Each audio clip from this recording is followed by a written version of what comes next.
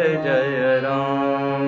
श्री राम जय राम जय जय राम।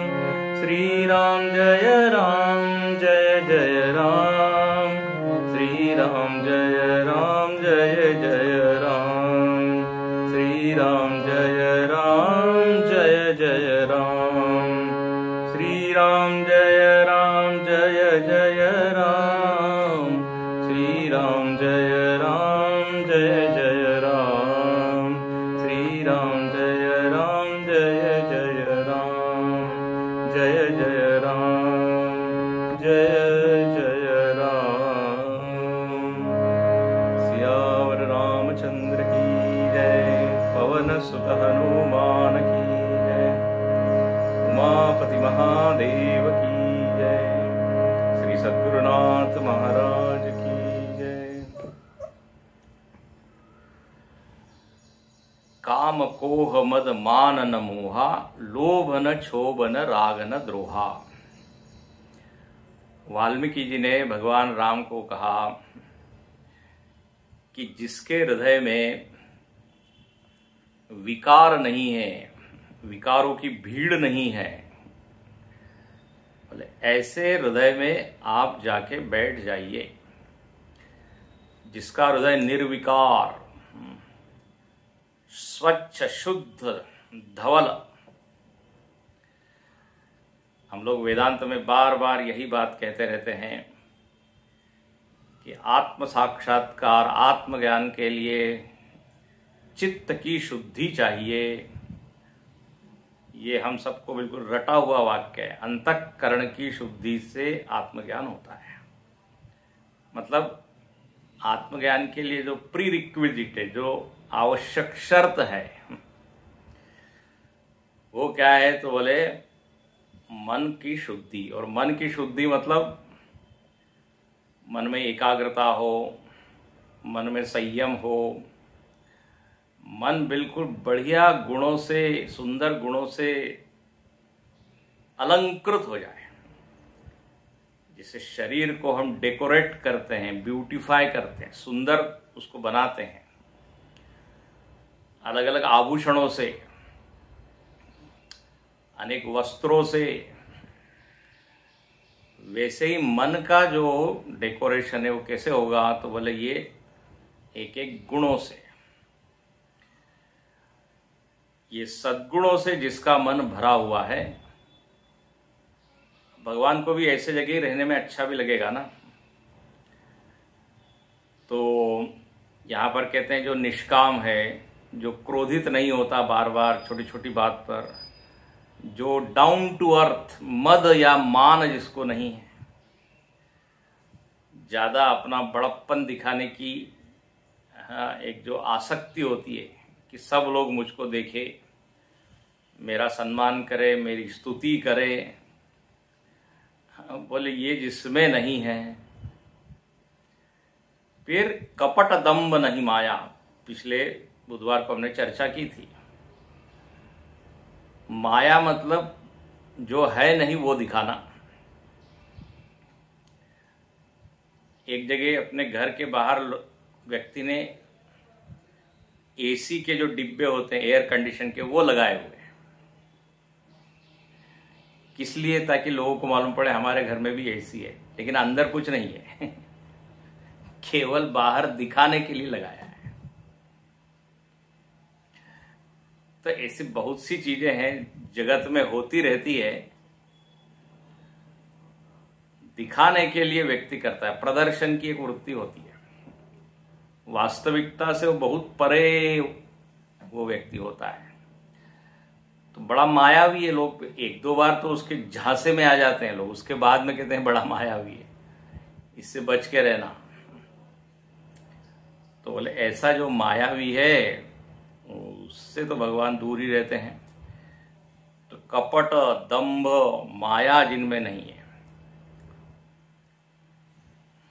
हिपोक्रेसी है ना, ढोंग है, आडंबर है, धोखा देने की वृत्ति है। कपट, दंभ, माया मतलब क्या? धोखा देने की वृत्ति। सामने वाले को आप ठग रहे हैं, यू आर चीटिंग। मोहि कपट छल छिद्र न भावा। अच्छा, व्यवहार में भी आप देखते हैं भगवान को तो वो प्रिय है ही नहीं, हम में से किसी को प्रिय है क्या? ऐसा किसी का वर्तन होगा तो लोग बिल्कुल उससे दूर हो ही जाएंगे। गुरु जी कहते हैं ना, नमस्ते हम नहीं समझते, बस हरिओम हरिओम कर देंगे हम। जब हम लोगों की ये स्थिति, तो भगवान भी कहते हैं हम भी नहीं चाहेंगे ऐसे व्यक्ति के साथ रहना। तो ये हो गया। अब आप कितने घर हुए गिनते जाइए, मैंने अभी तक गिने नहीं, शायद 5-6 घर हो गया है छठा। अब अगला क्या है तो देखिए 129 के बाद थोड़ा पढ़ लेते हैं। सबके प्रिय सबके हितकारी, दुख सुख सरिस प्रशंसागारी, कई सत्य प्रिय वचन विचारी, जागत सोवत शरण तुम्हारी, तुम ही छाड़ी गति दूसरी नाही, राम बसौ तिनके मन माही। राम बसहु तिनके मन माही, उनके मन में राम जी आप विराजमान होइए। किनके मन में? तो आप कहते हैं जिसका जीवन इस तरह से है। किस तरह से? सबके प्रिय, सबका प्रिय है, सब लोग उससे प्रेम करते हैं। अब ये बहुत भारी शर्त है, बड़ी शर्त है। देखिए, प्रेम हम किससे करते हैं? तर्क लगाइए, युक्ति लगाइए। हम उसी से प्रेम करते हैं जिससे हमको आनंद मिलता है, खुशी मिलती है, जो हमारे अनुकूल होता है, उसी से प्रेम होता है।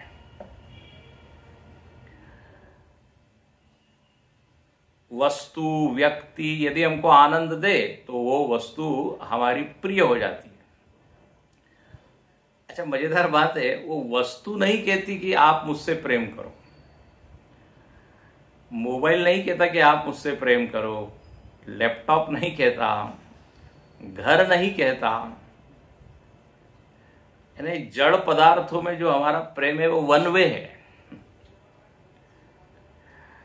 जब कोई व्यक्ति उस वस्तु की सही कीमत दे देता है तो वो वस्तु उसके पास चली जाती है ना। हम बेचते हैं मतलब क्या? कोई वस्तु बेच दी मतलब क्या? उसने ज्यादा कीमत दी। अब वो वस्तु हट नहीं करती कि नहीं नहीं मैं तो आपके पास ही रहूंगी, इतने दिन से आपके पास हूं। वस्तु के प्रति हमारा प्रेम एकांगी है। अच्छा, वो वस्तु कब तक हमारी प्रिय होती है?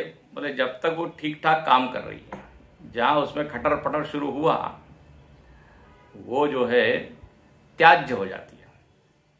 लोग बोलते हैं बेचने का समय आ गया है, कार को बेचने का समय आ गया है। बहुत सारी वस्तुएं हैं। तो यदि अब इसी नियम को लगाइए,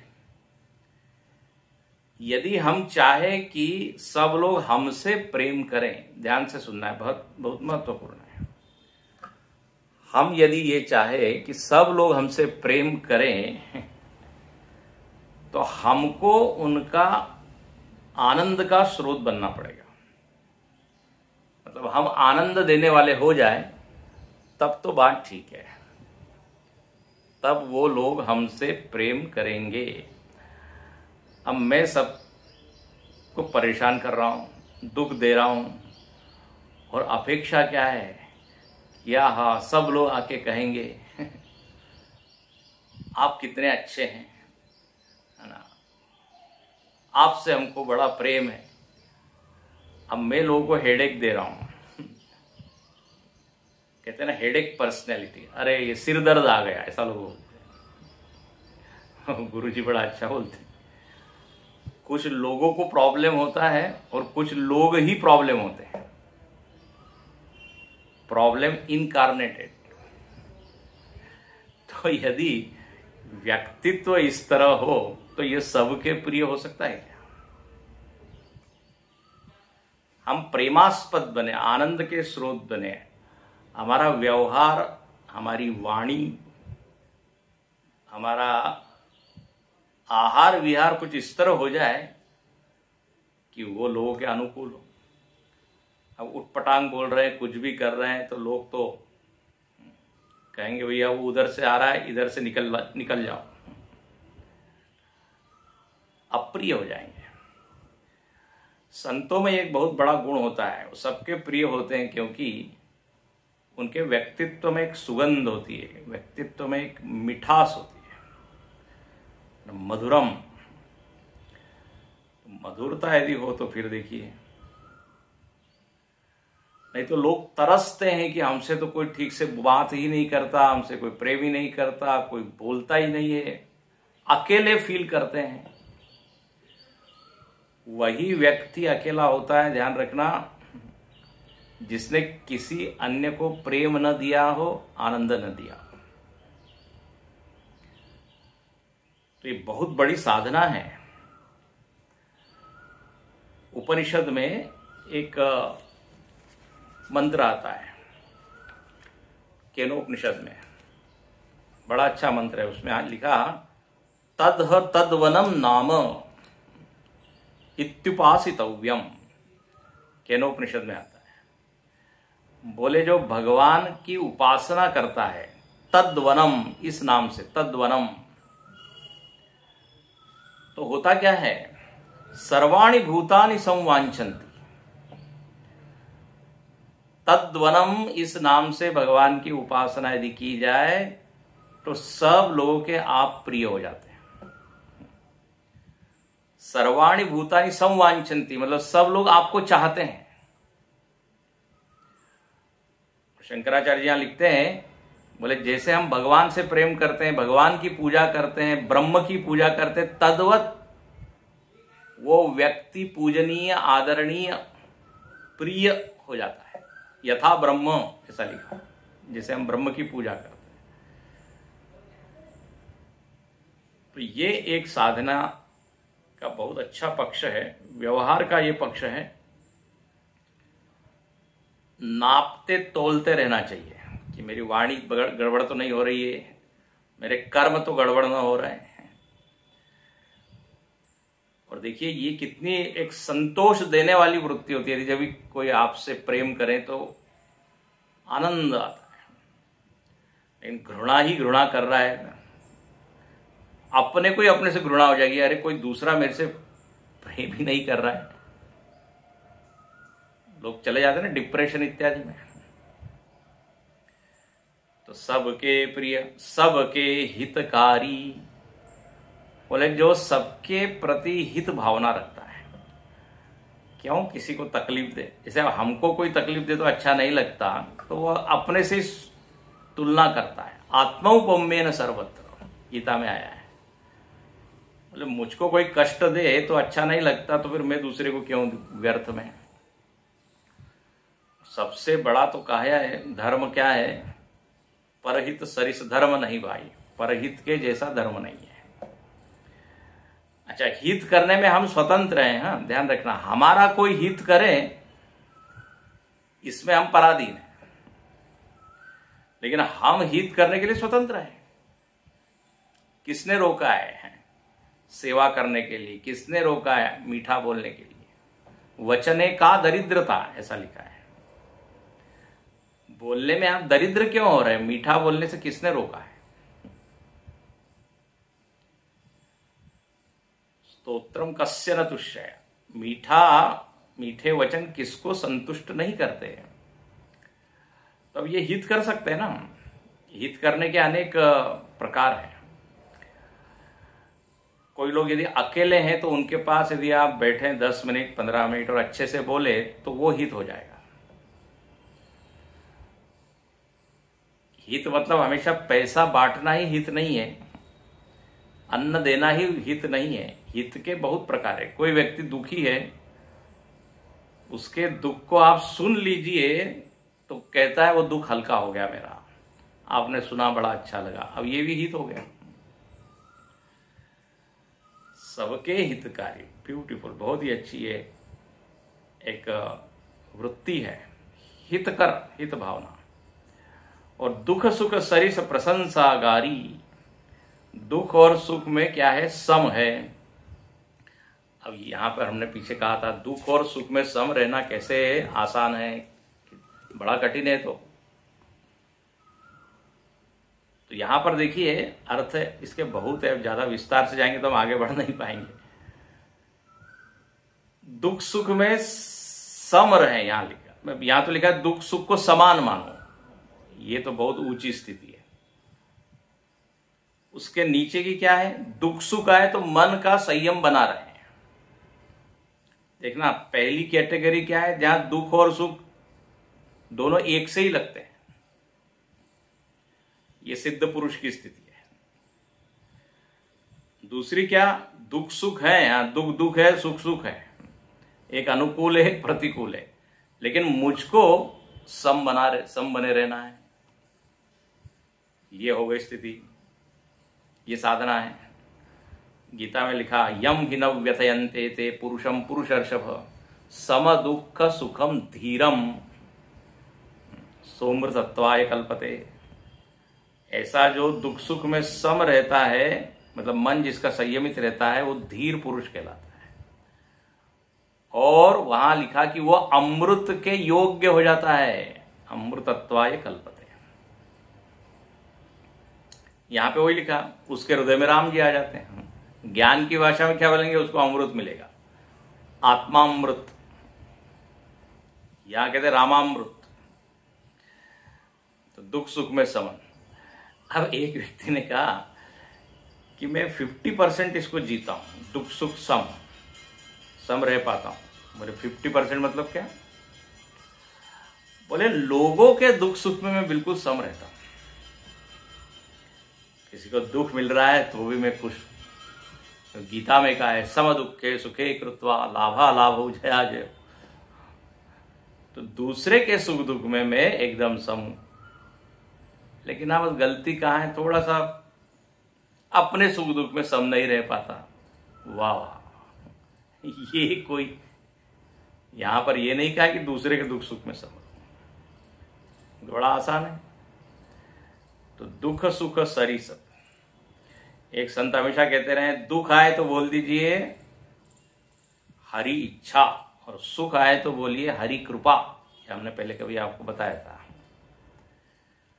हरि इच्छा, दुख मिले तो बोले भगवान की इच्छा है, उसमें कुछ भी हित होगा। सुख आए तो बोले क्या कृपा है, देखिए भगवान बिल्कुल मेरे से बड़ा प्रेम करते हैं, इसलिए चुन चुन के सुख मेरे को देते हैं। तो इस तरह से ये दुख सुख को हम भगवान की ओर डाइवर्ट कर दें कि उधर से आ रहा है, तो सम रह पाएंगे। बहुत सी इसमें क्या है, बहुत विचार है। तो दुख सुख सही सब प्रशंसा और गाली, अब ये भी मिलती ही रहती है। ऐसा कौन है जिसको ये दोनों नहीं मिले? तो बोले दोनों में वो सम रहता है। वो एक संत कहते थे, बोले जैसे मच्छर कान में भिनभिनाते हैं तो आप उस ओर ज्यादा ध्यान नहीं देते कि क्या शब्द बोल रहे हैं, मैं काटूं कि नहीं काटूं, इसका खून अच्छा है क्या, मच्छर कुछ बोलता है क्या, उस ओर हम ध्यान देते हैं क्या? बोले ऐसे ही ये निंदा स्तुति प्रशंसागारी, उस ओर उसका ध्यान ही नहीं है, वो ध्यान डाइवर्ट कर लेता है। देखिए संतों के जीवन को पढ़ें तो ये सब समझ में आता है, उन्होंने कैसे जिया है। ज्ञानेश्वर महाराज हो, तुलसीदास जी हो, कबीरदास जी हो, तुकाराम जी है, इनके जीवन में द्वंद्व खूब आए हैं। लेकिन चूंकि उनकी प्रायोरिटी, उनकी प्राथमिकता दूसरी थी, इसलिए ध्यान उन्होंने उधर लगाया, तो ये चीजें अपने आप उपेक्षित हो गई। चूंकि हम लोग इसी को महत्वपूर्ण मानते हैं तो वही मन अटका रहता है। तो दुख सुख इत्यादि।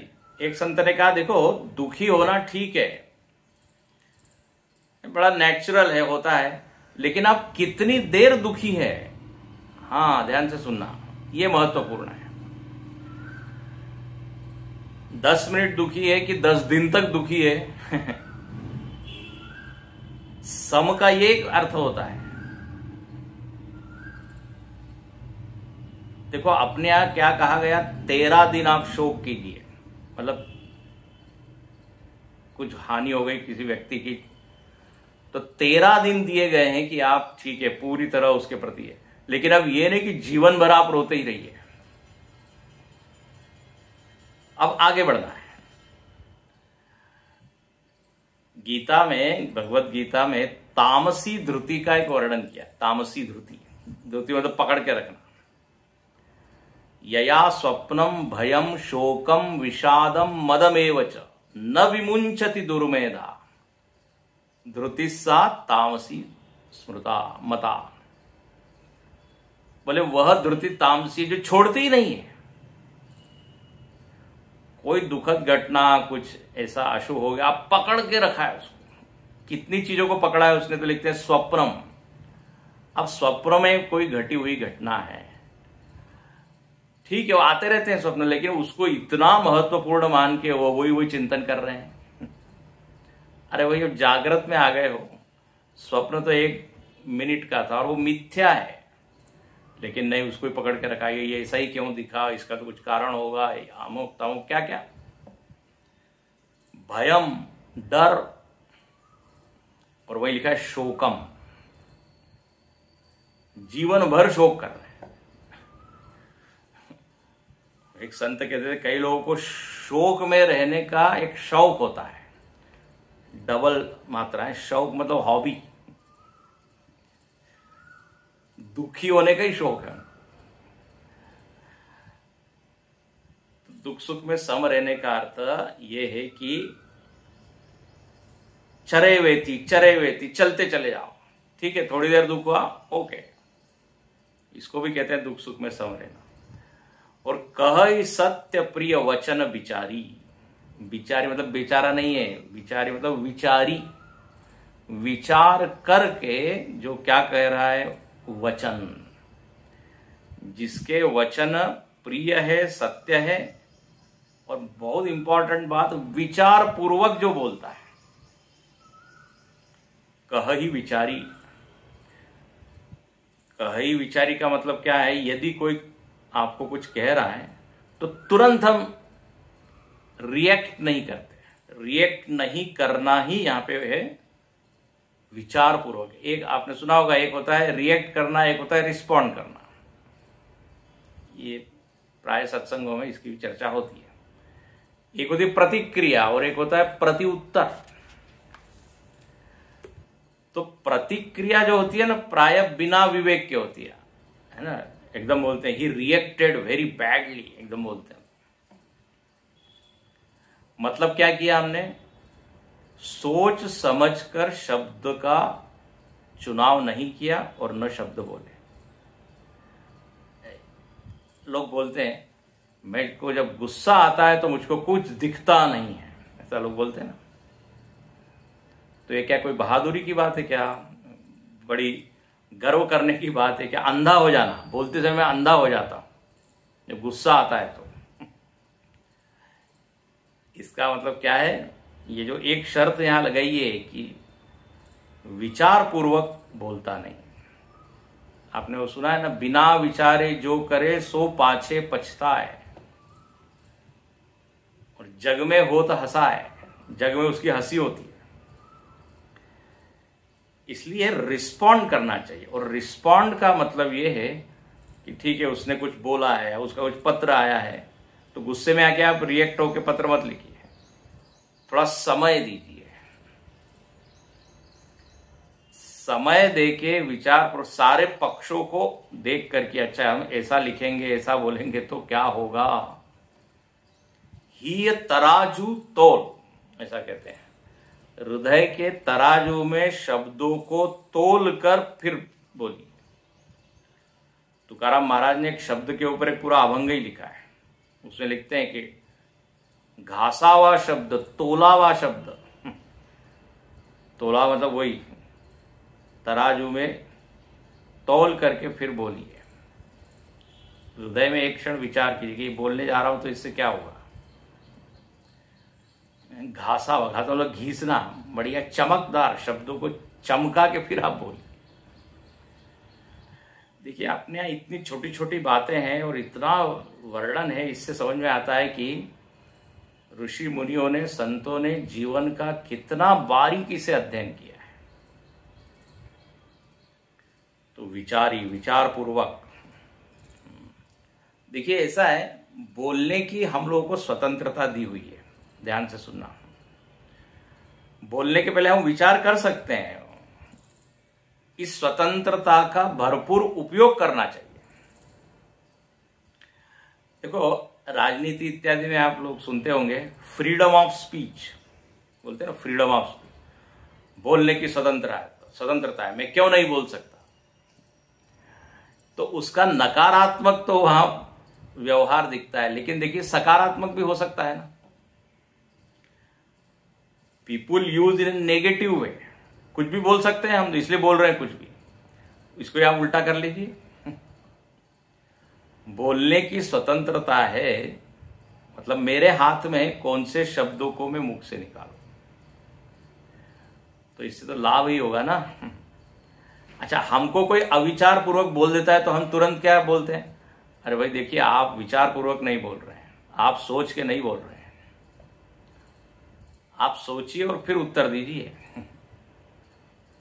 तो हमको समझ में आता है कि सामने वाला कैसा विचार पूर्वक या अविचार पूर्वक बोल रहा है, वही अपने भी लिए भी लगा लीजिए। तो यहाँ क्या अच्छी अच्छी बातें हैं। सबके प्रिय कहि सत्य प्रिय वचन विचारी, जागत सोवत शरण तुम्हारी। जागते सोते आपकी ही शरण है। उसको ये कभी लगता ही नहीं कि मैं भगवान से दूर हूं।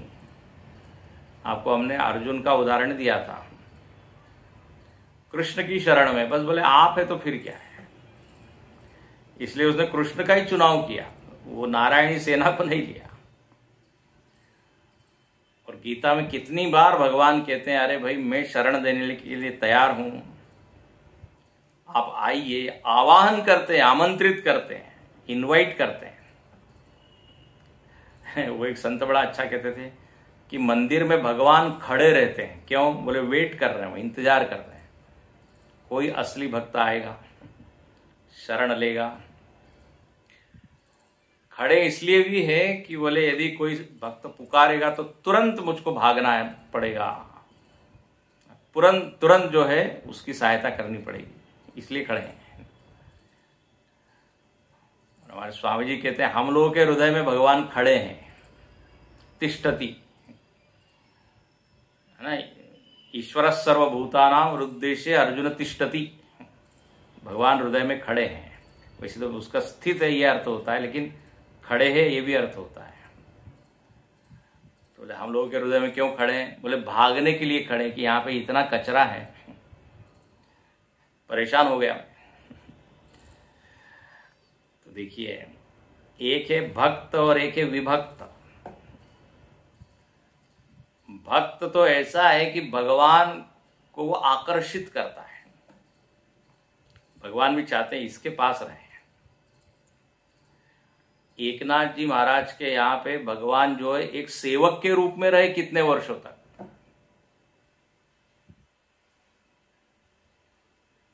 तो ये है भक्त। तो जिसने पूरी तरह भगवान के चरणों में जीवन अर्पित कर दिया, जागत सोवत शरण तुम्हारी। भगवान कहते जब इसने इतना बड़ा सेक्रीफाइस किया है, त्याग किया है, तो मुझको इसके पास रहना ही पड़ेगा। और तुम ही छाड़ी गति दूसरी नहीं, बोले आपको छोड़कर दूसरी गति नहीं उसकी। गति का मतलब होता है लक्ष्य। जीवन जी रहे हैं, क्यों जी रहे हैं, विचार होता ही नहीं। जीवन जीते जीते एक दिन बूढ़े हो जाते हैं, दैट्स ऑल। तो बूढ़े होने के लिए जी रहे हैं, मरने के लिए जी रहे हैं, यही तो है ना। अंततः दो चीज होती है, बूढ़े, वृद्धावस्था और फिर मरण। तो जीवन में पाया क्या क्या क्या खोया, क्या पाया, सोचना चाहिए। तो बोले उपलब्धि किसको कही जाए, असली उपलब्धि क्या है? बोले अन्या वाचो विमुंचता तमेवैकम विजानत। आत्म तत्व को या भगवत तत्व को जानना ही बेस्ट गोल ऑफ लाइफ है, जीवन का ये ध्येय है। बाकी सब छोटे मोटे ध्येय जहां आते हैं जाते हैं, उससे कोई पूरी तरह व्यक्ति संतुष्ट हो जाए ऐसा नहीं होता। तुम ही छाड़िए, आप ही गति है, इस बारे में उसको बिल्कुल भी कोई भ्रम या संशय नहीं है। गीता में बार बार आता है मद भक्त मद त्याजी माम नमस्कुरु मत चित्त मई बुद्धिम। मी मेरे में बुद्धि है, मेरे में मन है, मेरे लिए कर्म कर रहा है। मत कर्म कृत मत परम, मैं ही परम हूं। परायण शब्द आता है, परायण। परायण मतलब परम अयनम। अयन मतलब घर या आश्रय, आधार। जिसके मन में ये भ्रम नहीं है कि और भी कोई आधार हो सकता है, और भी कोई आश्रय हो सकता है, भगवान को ऐसे व्यक्ति बड़े प्रिय है। देखो ये सब चीजें सिखाती है कि अधिक से अधिक हम विश्वास करें भगवान पे। उनके जैसा भरोसा दूसरा भरोसे लायक है नहीं, और उससे जो आनंद और शांति मिलती है वो अद्भुत है। इसलिए लोग सब कुछ छोड़ने के लिए तैयार हो जाते हैं उसके लिए। तो ये हो गया अगला घर। अच्छा, अब अगला घर कौन सा है?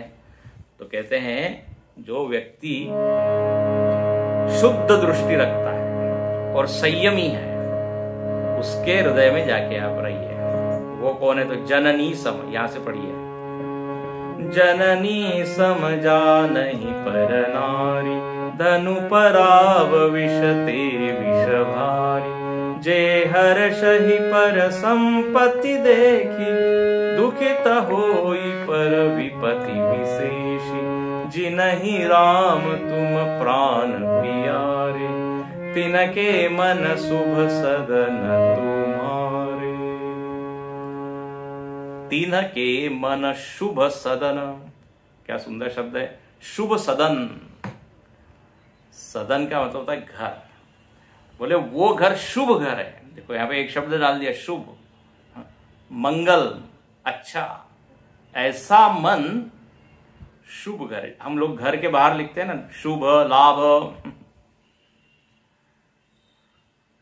हमने सुनाया था कि नहीं आपको एक बार? संत लोग कहते हैं, बोले पहले लोग लिखते थे क्या, अतिथि देवो भव, फिर लिखने लगे शुभ लाभ, फिर लिखने लगे वेलकम, और अब घर के बाहर होता है कुत्ते से सावधान। इस तरह देखो हम लोग कैसी प्रगति कर रहे हैं। तो शुभ सदन। विभीषण जी के घर के बाहर राम और लक्ष्मण जी के आयुध धनुष बाण अंकित थे। रामायुध अंकित ग्रह शोभा वर्णि न जाए। वो घर शुभ है ना। तो यहां पर कहते हैं कि ऐसा मन शुभ घर है। कैसा मन? तीन चार बातें हैं यहां पर।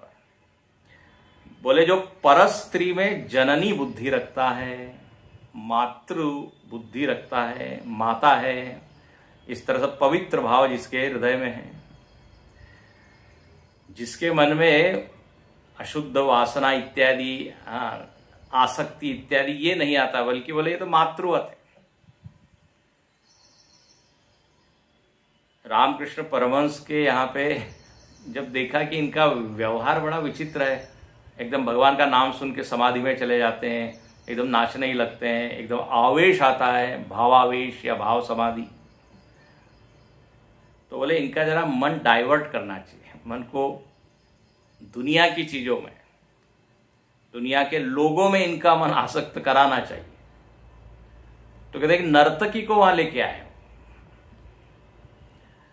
लेकिन कहते हैं रामकृष्ण परमहंस ने उनके भी पैर पकड़ लिए और मां मां कह के पुकारते हैं। बताइए, ये बहुत ही ऊंची स्थिति है, बहुत ही ऊंची स्थिति। जननी समझा नहीं पर नारी। रामकृष्ण स्वामी विवेकानंद जी के ऊपर एक स्त्री मोहित हो गई और वो कहने लगी कि आपके ऐसा पुत्र मुझको चाहिए, मतलब वो चाहती है विवाह कर ले। तो स्वामी जी ने क्या कहा, हमने सुनाया था शायद आपको। स्वामी जी ने कहा आज से मैं आपका पुत्र, मुझको आप पुत्र मान लीजिए। देखिए ये होती है संतों की दृष्टि। और फिर कहते हैं धनु पराव विषते विष भारी। पर धन को क्या समझता है वो, विष से भी ज्यादा घातक। पर धन, दूसरे के जेब पर उसकी नजर नहीं होती। अब देखिए ना, सामान्य व्यक्ति तो बिल्कुल उल्टा ही जीता है, उलटवासी हो गई है हम लोग। जैसी दृष्टि होनी चाहिए ठीक उल्टी। वो रामायण में खूब वर्णन है, दुष्टों का वर्णन है, संत असंत दोनों का वर्णन है। तो वहां पे यही कहते हैं कि दूसरे के धन के प्रति बड़ा लोभी है। मेरे पास जो मेरा धन है वो तो रहे, लेकिन दूसरे का धन भी मैं कैसे हड़पूं। बोले ऐसी दृष्टि इसकी नहीं है, बल्कि उसको विष के जैसा मानता है। मतलब वो धन यदि मेरे पास आ जाएगा तो मैं मर ही जाऊंगा, ये है। जो दूसरे के लाभ में खुश होता है, उसके लाभ पर उसकी नजर नहीं है। इसलिए आगे तुरंत लिखा है जे हर्ष ही पर संपत्ति देखी। दूसरे की संपत्ति देख के प्रसन्न होता है, खुश होता है। दूसरा खुश तो मैं खुश, उसकी खुशी में मेरी खुशी। अब देखिए ये सब उच्च अंतःकरण की ये सब स्वभाव है। देखिए हम लोग क्या कहते हैं, बड़े बूढ़े घर के लोग क्या बोलते हैं, बच्चों के सुख में हमारा सुख है। बच्चे खुश है तो हम खुश हैं। ये नियम जो है बच्चों तक ही लागू होता है। कोई अड़ोसी पड़ोसी यदि हर्षित है तो हम कितने हर्षित होते हैं। हो सकता है हमको ईर्ष्या हो जाए। तो भाई जब आप अपने लोगों के खुशी में खुश हो सकते हैं तो दूसरे के खुशी में क्यों नहीं। सोक्रेटिस का बताते हैं कि वो दुकान के बाहर खड़े रहते थे, कोई बड़ा जैसे मॉल जैसा कोई दुकान है, और वो देखते थे लोग जो है बड़ी खरीदारी करके खरीदी करके अब खुश होकर निकल रहे हैं। ये कुछ भी खरीदते नहीं, केवल देख रहे हैं। ये हमने शायद सुनाया था आपको पीछे। लोगों ने कहा कि अरे आप तो कभी दुकान के भीतर जाते नहीं, आपको भी खुशी चाहिए तो अंदर जाइए ना। उन्होंने कहा ये लोगों के जो चेहरे दिख रहे हैं मुस्कुराते हुए, मतलब उसको देख के मैं मुस्कुराता हूं। देखिए कितना ये व्यापक हृदय है। जे हर्षई पर संपत्ति देखी। नहीं तो दुष्ट लोगों का वर्णन है कि खलन हृदय अति ताप विशेषी जर ही सदा पर संपत्ति देखी। उत्तरकांड में आता है, दूसरे की संपत्ति देख के जलता है ये। उसकी बिल्डिंग ऊंचे ऊंचे जा रही है, इसका मन नीचे नीचे जाता है। लेकिन बोले यदि भगवान को हृदय में लाना है तो एकोमोडेटिव होना चाहिए, जिसमें सब लोगों की खुशी समा जाए। दुखित होई पर विपत्ति विशेषी। अच्छा, दूसरी तरफ यदि कोई व्यक्ति दुखी है तो ये तुरंत दुखी होता है। मतलब देखिए उसका हृदय इतना सेंसिटिव है, संवेदनशील है। जो एकदम स्टोन हार्टेड होगा, बिल्कुल कठोर हृदय वाला होगा, ये नहीं कर सकता।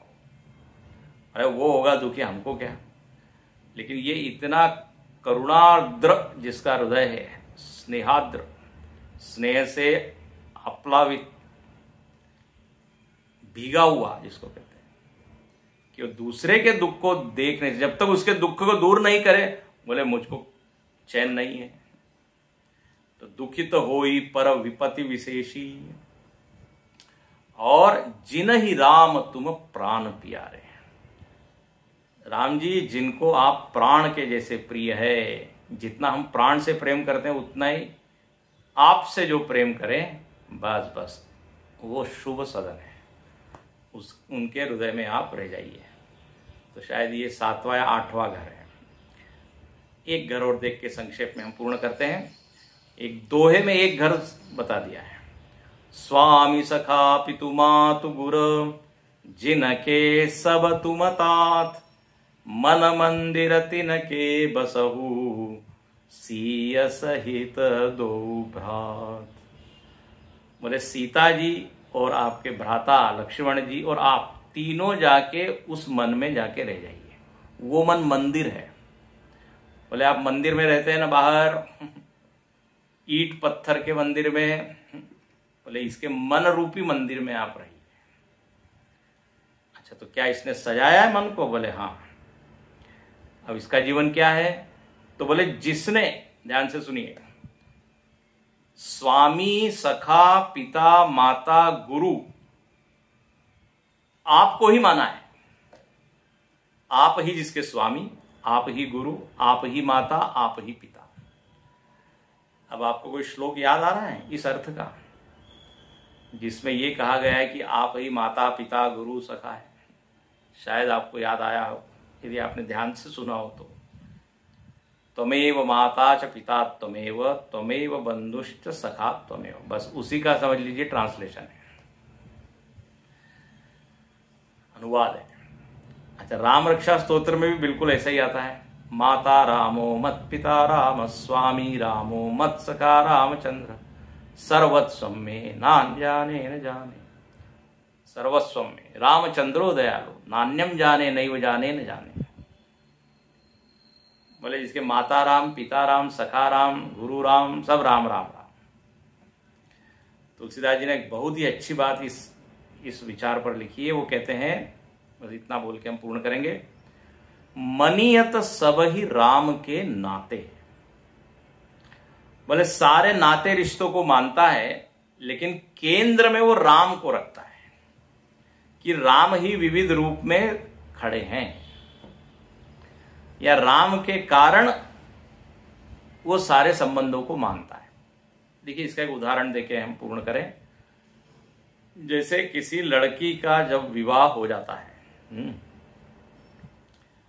अब एक पुरुष से उसका संबंध हो गया, तो पुरुष हो गया पति। अब संबंध तो एक से उसने बनाया, लेकिन अचानक सैकड़ों संबंध खड़े हो जाते हैं एक संबंध के कारण। बोले ये ससुर है, ये सास है, ये ननंद है, ये देवर है, ये जेठानी है, ये देवरानी है, हो गए ना। अब ये सारे जो संबंध खड़े हुए किसके चलते हैं? एक उस व्यक्ति के साथ संबंध होने से। आधार कौन सा है? वो पति। वो यदि संबंध कट जाए तो सारे संबंध कट जाए। इसको कहते हैं एक के आधार पे सारे संबंधी से संबंधित होना। तो तुलसीदास जी कहते हैं हमारा भी आधार कौन है? राम जी। हम तो यही मानते हैं कि वही सब संबंधों के मूल में है, वही ये विविध रूप में खड़े। जैसे वह मराठी में भजन भी है नामदेव जी का, तीर्थ विठ्ठल, क्षेत्र विठ्ठल, देव विठ्ठल, पूजा विठ्ठल, माता विठ्ठल, पिता विठ्ठल, है ना। उसमें बिल्कुल यही है, स्वामी सखा पितु मातु। तो ऐसा जिसका एकाग्र है ना, एक हो गया है, आधार में एक ही है, उसके हृदय में आप रहिए। अब देख लीजिए इन सब घरों में कौन सा घर हम बना सकते हैं। ये केवल उपदेश सुनने के लिए नहीं, ये घर बनाने के लिए है। देखिए, कंस्ट्रक्ट करके देखिए। अगली 2 चौपाई हम पढ़ लेते हैं। अवगुण तजि सबके गुण गहई, विप्रधेनु हित संकट सहई, नीति निपुण जिन कई जगली का, घर तुम्हार तिन कर मनुका, गुण तुम्हार समुझई निज दोषा, जेहि सब भांति तुम्हार भरोसा, राम भगत प्रिय लागहि जेहि, तेहि उर बसहु सहित भय।